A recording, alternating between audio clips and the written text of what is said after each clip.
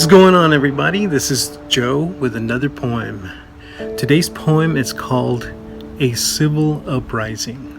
This poem was inspired by a lot of my students who trusted me enough to come to me at a time where several African Americans were being gunned down innocently by police, and they wanted a person or a place to speak about it and to try to make sense of what was happening. It was very tragic to myself as well. My own children had questions about it, and so I had to find a way to answer it and make sense about it.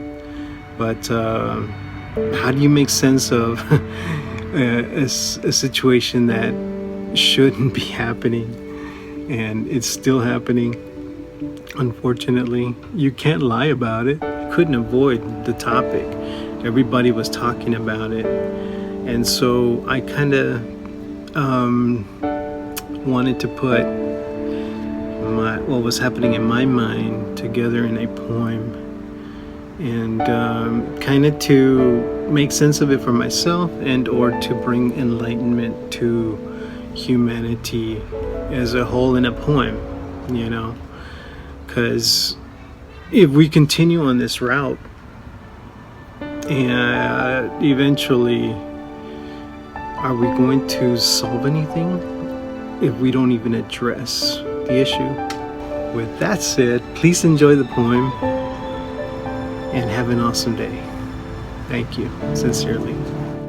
A Civil Uprising. Do you blame the law game? And if so, in whose name? Will it take one more, 2 or 3 more to numb the shame, or will it remain the tragic same? Why in the heck are we so afraid of each other? Shouldn't we mind the golden rule and treat each other like brothers? Experts say that fear stems from deeper than unexplored caverns. Did it start at home and then transfer into musty, poisonous beer taverns? I wonder what Mr. King would think. Would he be proud of the progress we've made? Or would he be profoundly sad and ashamed that we've sharpened the blade? It's 2016, people.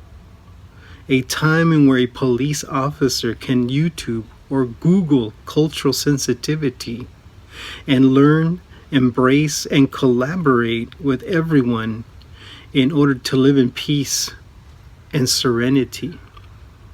We can't blame the federal government, state officials, nor the local PD, or can we? We must take it upon ourselves to learn from history and to take full responsibility of our acts of stupidity on humanity. No more bullets should be unleashed regardless of race or color, unless it's the last resort, and it's either your life or his, my sister's, or brother's.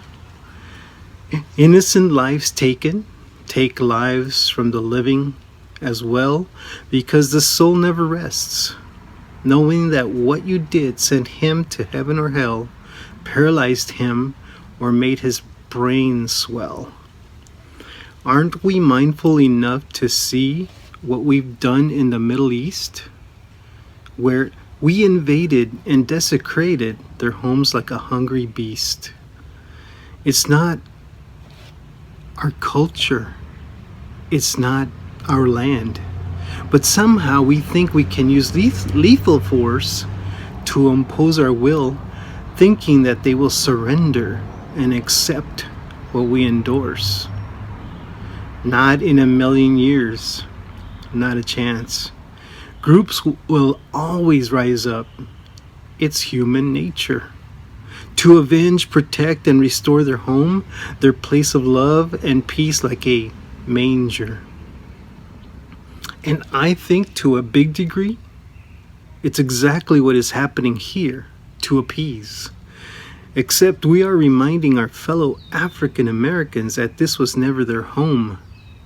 So please, yes, please go back to the drawing board and come up with something that won't make them continue to draw their sword. Let's avoid a civil uprising, or let's not. It is our choice. But let us also be honest. Innocent lives won't ever be forgotten, and they will always, always be given a voice. A civil uprising. Thank you for listening. We'll see you on the next one, and have an awesome day. Peace out.